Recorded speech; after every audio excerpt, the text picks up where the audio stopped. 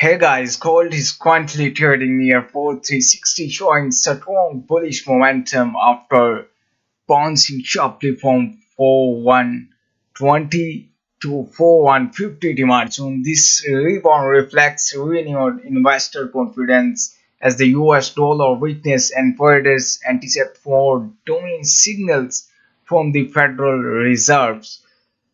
So if we talk from a technical perspective, gold continues to respect its bullish market structure with consistent higher highs and higher lows.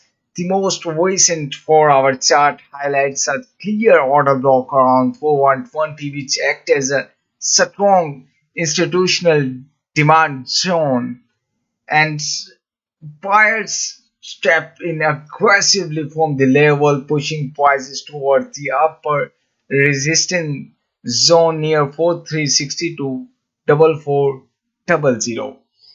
The volume profile on this chart indicates a high volume node near 40 4400, which serve as a key support level. Price tends to consolidate around these areas before making major directional move. As long as gold remains above this volume point of control, the short-term outlook stays bullish momentum. Structurally, gold is forming a bullish continuation pattern. The minor consolidation seen below 4400 resembles a breakout setup with potential for the next rally toward 4450 to 4480. If the price breaks and closes above the 4400 resistance, if gold fails to hold above 4320, it may retest the 44 to 004 to 50 zone before another upward zone. So, with fundamental analysis, recent US inflation data come in this to sum up the FOMC medium projection for the policy rate suggests a gradual pace of the increases over the next several years. We said at the same time, the market-based exception for the policy rate is much shallower, with only a few increases over the forecast horizon. This is most a non-normalization. So US evidence from labor markets, actually inflation readings and global influences suggests that FOMC meeting projection may be more nearly correct. He said, meanwhile, US evidence from recent readings on GDP growth and market based inflation expectations suggest the market view of path policy rate may be nearly correct.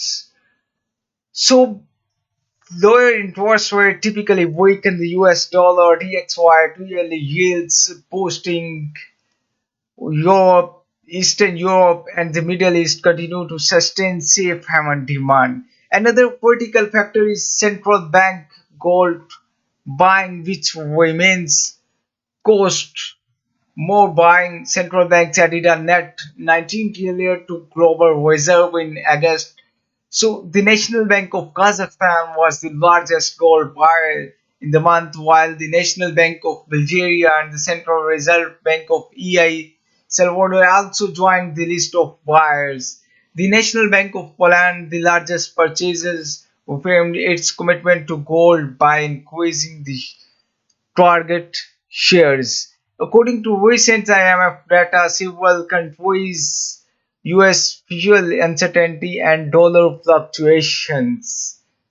So, if we bring the fundamental analysis, US inflation data, Paul, the Federal Reserve meeting Wednesday, in which it's cut interest rates by 25 basis points, had enough moving parts and side plots to fill a 10-episode Netflix series with the customary during episode 5 to 7, but the stock markets came away confused. To clear things, here are the main takeaway: call to cut again in October, with December more of question. Kevin Burst, an economist at LH Meyer Monetary Policy Analysis.